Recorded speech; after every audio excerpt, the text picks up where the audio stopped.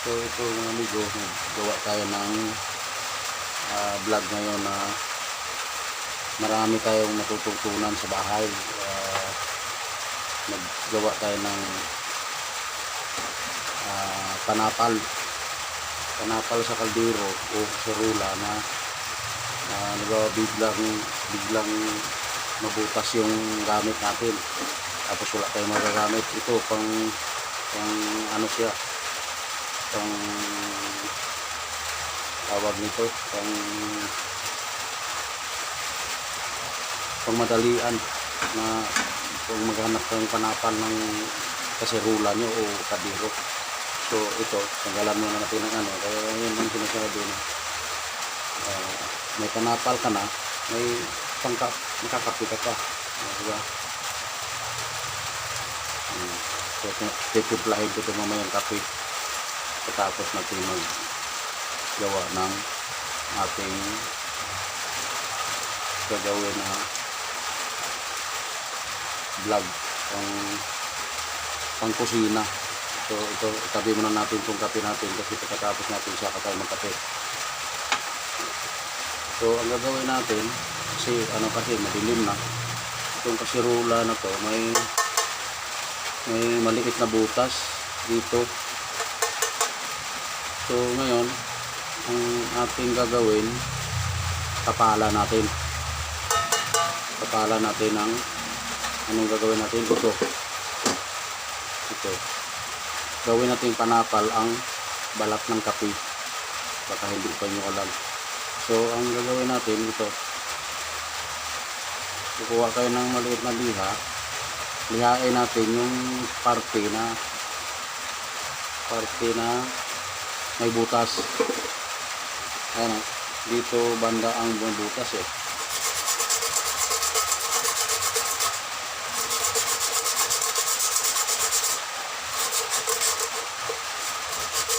may maliit na butas to hindi lang masilip kasi gabi na kasi. Yan, isa, iliha natin konti, o kung wala kang liha, pwede naman kutsilyo, kiskisin mo lang.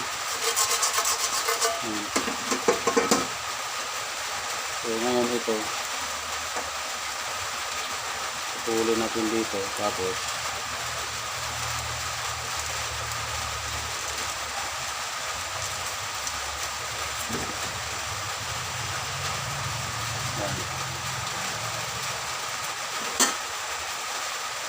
ngayon magkuha tayo dito ng kunti lang na ganyan, pasya dito sa butas. Ayan,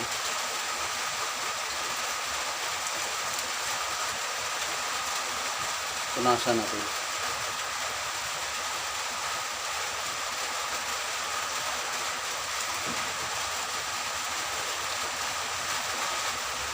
Ayan,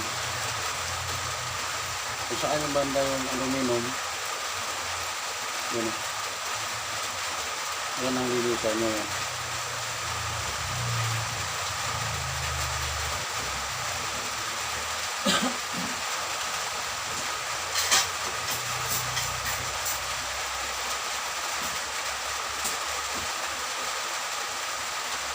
Ayan, kuha kayo ngayon ng kutsara. So, kutsara. So, ang gagawin natin, initin itong kutsara. Ilapag na natin. Initin itong kutsara at saka ito.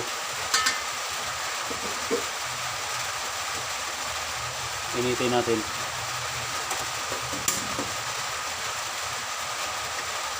Initin natin ito kutsara at saka itong katakalan natin yung iniliha.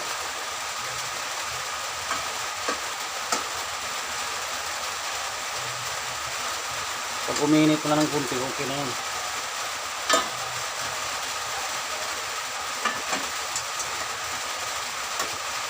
Pang remedyo sa kusina lang kapag video pag biglang nabutas yung ano nyo, o kung wala kayong reserba na lulutuan,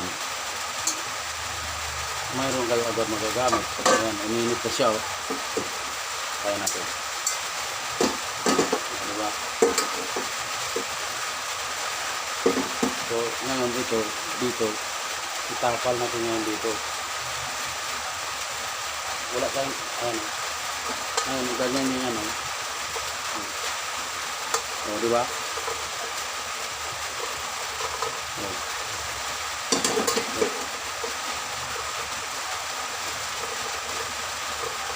Balat lang ng kapihan. Hindi na kayo magbili-bili pa sa palengke ng mga kung ano-anong aluminum dyan. O yan, balat ng kape. Magkakape ka na, may pangtapal ka pa. O, di ba?